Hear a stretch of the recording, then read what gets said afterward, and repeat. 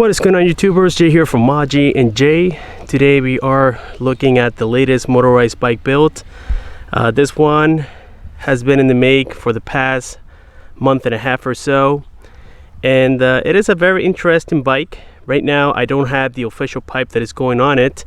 I have a YC80 pipe with a silencer being made by Steve Lewins, and of course I'll be leaving all the links down below so that way you guys can see exactly where I got all the parts and everything that I used.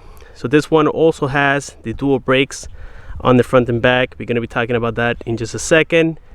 This particular theme is about the Joker. I like to add a little personality to bikes, so I add stickers, Yamaha, Honda. I was planning on doing a Kawasaki next. By the way, this is a felt faker frame. The first time that I use it, it is a little bit different in many great ways. On the front here we have the 10-spoke mag rims. We have the non-suspension triple tree forks. I got these from MC Miami. I believe I paid about 75 bucks. Here we have the clip-on handlebars. These also came from MC Miami. I believe the pair was 40 bucks. I got the waterproof front headlight, and it is rechargeable as well. We got here the same thumb throttle, and a lot of you guys ask me also why I use this. Well, I don't know, I guess I find it to be comfortable, and I have a better grip here when I'm riding instead of having to twist all the time. And with long-term use, that kind of messes up with my wrist, so that's why I prefer to use this method. Here we have the Maraca headset. These headsets are 100% recommended so that you don't have play here between the frame and the actual suspension. Here we have the little quill switch. This time it's a little bit different, as you guys can tell, and this one is intended for this particular motor, which is cool.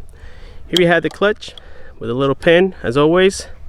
Here we have the dual brake handle as well, so one handle brakes the front and the back, as we have done in the past.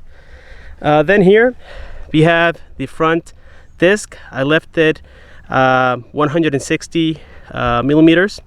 It makes it a lot easier, and it's just a plug and play. You don't have to be playing with with the adapters and all that. It can make it a little bit uncomfortable. So here we have the caliper, and these tires are 1.95, 26 by 1.95, and they work absolutely great with these bikes. Here we have the wiring for the kill switch, and here we have the Supercharged Cdi. I like these because it makes it so that when you're starting in cold, it starts a lot faster. So the setup is a little different. Normally we have them here with the standard CDI. With this one being a little longer, I have it here on the very bottom of the engine. That protects it from water coming on every angle. See, the motor is protecting it from the upper side. The frame is protecting it from the lower side. So you don't get a lot of water in this area. You want to keep it away from that. Here we have the spring tensioner. I like these. Now, I needed to cut it as much as I could so that the tension works even better, and I added a dual spring on here. You guys can basically copy and paste what I did. Now you have to be careful because I've seen different spring tensioners where the arm is shorter. The shorter the arm, the harder it's going to be for you to tension it. The longer the arm, the better. Just keep that in mind. Here we have the Mikuni VM18. This is a very well recognized carburetor. We have here the CDH G2 intake, and this motor was built by bicyclemotorworks.com. This motor, it's a iron sleeve 48 millimeter piston, and it is a true 77 cc's, and the bottom is a Runwell brand, which is great. Again, the pipe is a stock one for now. I'm just using it for break-in purposes, but it's going to have a badass YC80 pipe with a silencer on it, and it's made by Steve Lewins. So here we have the little gas valve, we have the choke, everything is super comfortable. I got a 45-degree angled filter just so that it doesn't interfere with my pedaling. And I also customized here the support for the banana seat, and I drilled a hole on the frame so that way I can lower it to the best of my ability here. That's what I did, and here you guys can see that this rack, or this mount, I got it from a bicycle rack. A lot of people asked me, and all I did was just cut it a little more because this frame being different in terms of design, I didn't need the whole thing as it usually comes. With the other frames, I used it as it is, and it was just a plug and play. Again, this time I needed to cut it. Maybe I can show you that here from the inner side of the seat. You can see it right there. It's been cut. It's hard to focus, but you guys get the idea. Here we have the rear disc brake setup. This is a little harder to do. So here we have one of the tensioners for the rim itself. This is so that it doesn't go forward in case the vibration makes these loose. Your chain won't fall off. And again, here we have this one is the 203 millimeter disc. Here you can't add any other size, it won't work correctly. So I have a 108 or 180, excuse me, millimeter adapter, which is this right here.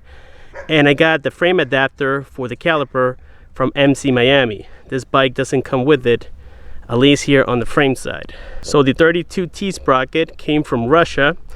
As you guys know, these are not found already made. You have to get it custom made, and that's the sprocket. It is made so that you can add the disc brake. So again, these are not easy to find, but if you do, you have to wait about 2.5 weeks to get it. And here you guys can see that I double knotted the rear mount, and I used CNC clip-on mounts, so that way we don't weld it to the frame. It makes it so that vibration crack the frame with these mounts is a lot better. And by the way, these frames don't come with any mount welded, just keep that in mind. Inside here we have Ryan's CNC clutch plate and the pads as well. So again, here we have a better look at the gas valve, and I believe these are 10 millimeters by 1.25, the thread, so that it fits on the frame itself. And here we have the little rechargeable brake light, and that's pretty much it, guys. Again, a very good setup. These motors are super reliable, and in case you have any problems with it, the parts are just plug and play. Remove the cylinder, remove the piston, put in a new cylinder. That's all you had to do. Once again, this motor is ported as well.